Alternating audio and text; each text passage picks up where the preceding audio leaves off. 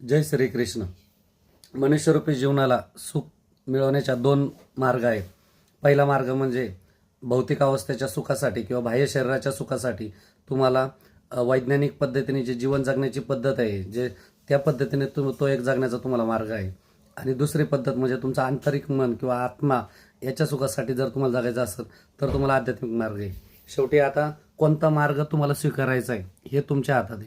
परंतु याच्यामध्ये जो भौतिक अवस्थेमध्ये जो सुखासाठी तुम्ही मार्ग स्वीकारणार आहे तो हा परमनंटली नसणार आहे. तात्पुरत्या क्षणिक सुख तुम्हाला भेटणार आणि पुन्हा एकदा तुम्ही नवीन अपेक्षा परत पुन्हा एकदा तेच सुख कधीच तुम्हाला पूर्ण भेटणार नाही. परंतु जर तुम्ही आध्यात्मिक मार्गामध्ये जर सुखाची मागणी केली तर त्यामध्ये तुम्हाला ते अमृत समान तुम्हाला ते सुख भेटन, मोक्षप्राप्ती भेटन, त्या परमात्म्याचं मिलन होईल आणि ते कायमस्वरूपी टिकणारं असणार तुमचं ते सुख.